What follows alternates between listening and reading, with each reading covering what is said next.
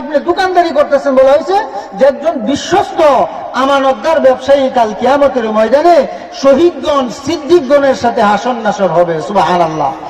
কাজেই দোকানদারি করা ইবাদত, আপনি খাইতে বসছেন এটাও ইবাদত, আপনি খেত বাঁচতেছেন এটাও ইবাদত, আপনি আপনার গরু গোসল করাইতেছেন এটাও ইবাদত। কিন্তু গরু গোসল করানোর ক্ষেত্রে যদি আবার লেঙ্গি মারণ যান তাহলে এটা আবার শয়তানের আদত, এটা গুনাহ হবে। খেত বাঁচার ক্ষেত্রে যদি ফরজ তরক হয়ে যায় তখন এটা ইবাদতে পরিণত হবে না। এই জন্য যত কাজ করেন আপনার সাংসারিক আইনমতির জন্য বৈধ পন্থায় প্রত্যেক ভালো কাজের শুরুতে যখন বিসমিল্লাহ বলিয়া কাজ শুরু করবেন বরকত ঢেলে দিবেন কে? আল্লাহ তাআলা। এই জন্য বলতেছিলাম আল্লাহ পাক রব্বুল আলামিন বলেন, হে ঈমানদারগণ, তোমাদের সন্তান সন্ততি যেন তোমাদেরকে, তোমাদের ধন সম্পদ যেন আল্লাহর জিকির থেকে তোমাদেরকে বেখবর করে না রাখে। যদি আল্লাহর জিকির এবং দুনিয়ার এই মাঝানের চিহ্ন বন্ধন যদি তুমি আঁকড়িয়ে ধরো, যদি তোমাকে এই দুনিয়ার প্রতি আকৃষ্ট করায়, তাহলে তোমার এই দিলের মধ্যে আস্তে আস্তে মরিচিকা পড়বে, জং ধরবে, তারপরে নামাজে মজা পাইতে না, রোজা রেখে কোনো প্রশান্তি আসবে না, দান সদ্গা করবে কোনো তৃপ্তি আসবে না। যেমন অনেক সময় কেউ যদি মসজিদের জন্য, মাদ্রাসা ওয়াজ মাহফিলের জন্য টাকা আনতে যায়, অর্থাৎ তার টাকা এইরকম ভালো পথে খরচ হবে না। আবার গান বাজনার যদি যাওন যা কারে আনতেছ বালা শিল্পী আনলে লাগলে আরো 1000 আমার দেন টেনে, মানে এই যে দুনিয়া ঢুকছে তার ভিতরে, তার অন্তর কি মরে গেছে, তার কলবের মধ্যে এমন রোগে ধরছে যে রোগের কারণে ওয়াজ মাহফিল ভালো লাগে না, নামাজ ভালো লাগে না, কোরআন তেলাওয়াত ভালো লাগে না, জিকির আজকার ভালো লাগে না, শুধু ভালো লাগে খালি গুনাহ আর গুনাহ। এই জন্য আল্লাহ পাক রব্বুল আলামিন বলেন, যখন তোমরা দুনিয়ামুখী হয়ে যাবে, খবরদার দুনিয়ার ধন সম্পদ সন্তান সন্ততি যেন তোমাদেরকে আল্লাহর জিকির থেকে বেখবর গাফেল করে না রাখে।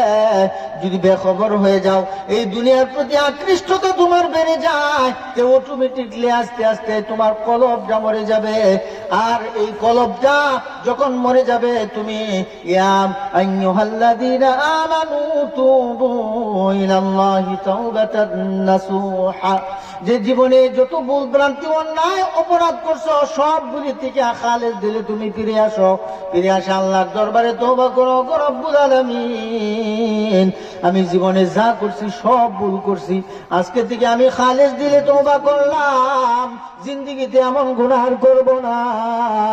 আল্লাহ তুমি আমাকে মাফ করিয়া দাও, বাকি হায়াতে জিন্দেগানিতে বেশি বেশি করে যত ধরনের নেক আমল আছে এইগুলি করার তৌফিক দাও।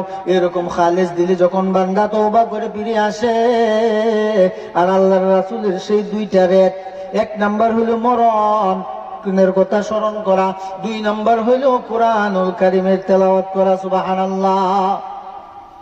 যে মৃত্যুর কথা বেশি বেশি স্মরণ করা, আর 2 নাম্বার হলো কোরআনুল কারীমের তেলাওয়াত করা।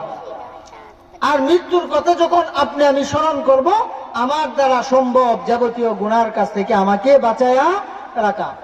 বাঁচায়া তো আল্লাহই দিবেন, গুনার কাছ থেকে তো উনি আমাকে হেফাজত করবেন, কিন্তু আমার স্মরণ করতে হবে যে আমি মরতে হবে, যে আমি নামাজ ছাড়বো না, আমি রোজা ছাড়বো না, আমি কোরআন তেলাওয়াত নিয়মিত করে যাব, আমি বান্দার হক নষ্ট করব না, মা বাবার খেদমত যথাসিদ্ধি করার চেষ্টা করব, হ্যাঁ এরকম প্রতিবেশীর হক আদায় করব, আত্মীয় স্বজনের হক আদায় করে চলবো, আমার যতটুকু সম্পদ আল্লাহ দিয়েছে এইগুলি থেকে আল্লাহর রাস্তায় দ্বীনি পথে আমি খরচ করব। সুবহানাল্লাহ। এইখানে যদি 5টা টাকা দেন, এই যে মসজিদ, ونفخ في الصور فصعق من في السماوات ومن في الأرض। ইসরাফিল আলাইহিস সালামকে যখন সিংহায় ফুৎকার দিবেন যে তামাম পৃথিবী ধ্বংস করে দাও, তখন তামাম পৃথিবীর সব কিছু ধ্বংস হয়ে যাবে। দুনিয়ার মসজিদ এবং মাদ্রাসাগুলি এইগুলি পানির উপর একবার ভাসবে, আবার ডুববে, ভাসতে থাকবে আর ডুবতে থাকবে, ওরা ধ্বংস হবে না। আল্লাহ পাক রব্বুল আলামিন তাদেরকেও জিগাইবেন, কি রে মসজিদ মাদ্রাসা তোমরা কেন ধ্বংস হচ্ছ না? মসজিদ মাদ্রাসার জবান আল্লাহ তাআলা খুলে দিবেন, ওই সময় তারা বলবে ওগো রব্বুল আলামিন, দুনিয়াতে এই মসজিদে আয়েশা যে ব্যক্তিরা রুকু সাজদা করত, নামাজ পড়তো, মসজিদকে আবাদ করত, মসজিদে দান সদকা করত, মসজিদের তদারকি ঠিক মতো করত, ওই সমস্ত ব্যক্তিদেরকে কাল কিয়ামতের ময়দানে কঠিন মুসিবতের দিন আমার বুকে চড়াইয়া এক টানে 30,000 বছরের বলছে রাতের রাস্তা পার করে আমি জান্নাতি দিব। এইরকম অথরিটি পাওয়ার যদি তুমি আমাদেরকে দাও, তাইলে আজকে আমরা ধ্বংস হব।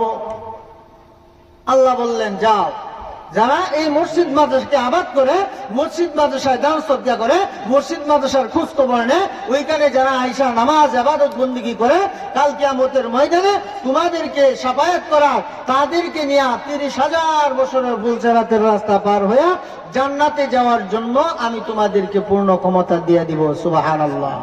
তখন মসজিদ মাদ্রাসা ধ্বংস হবে। এই জন্য মসজিদের সাথে তো আমার থাকতে হবে। আপনার সাথে আমি যদি দুনিয়াতে একটু আনাগোনা বেশি থাকে, একটু মহব্বত, বারবার দেখা সাক্ষাৎ হয়, ভালোবাসা হয়ে যাওয়া হয়, যে কোনো বিপদে আপদে আপনি আমাকে টাকা দিবেন, খাবার দিবেন, আমাকে ডাক্তারখানায় নিয়ে যাবেন আমি অসুস্থ হলে, এরকম একজন একজনের সাথে সম্পর্ক থাকতে হবে। যে মসজিদ মাদ্রাসার সাথে যখন আমাদের সম্পর্ক থাকবে, তখন না মসজিদ মাদ্রাসা হাসরের ময়দানে আমাদের জন্য সুপারিশ করে জান্নাতে নিয়ে যাবে। সুবহানাল্লাহ। এই জন্য বলতেছিলাম, আল্লাহর রাসূল সাল্লাল্লাহু আলাইহি ওয়াসাল্লাম বলেছেন, ও সাহাবায়ে কেরাম, দুইটা রাত তোমরা যদি ব্যবহার করো, দুইটা রাত ব্যবহার করার কারণে যে তোমাদের যে কলবের মধ্যে মরিচিকা ধরেছে, এই জংগুলি আস্তে আস্তে উঠে যাবে, আর অটোমেটিকলি আমি আল্লাহ তাআলার নূর তোমার দিলের মধ্যে চমকাতে থাকবে। সুবহানাল্লাহ। এই আল্লাহ তাআলার নূর তোমার মধ্যে চমকাতে থাকবে, আল্লাহ তাআলার জ্যোতি আমার কলবের মধ্যে থাকবে। তখন আমি যত ইবাদত বন্দেগী করি সবের মধ্যে একটা পরিতুষ্টি, একটা সন্তুষ্টি, একটা আত্মতৃপ্তি আসবে।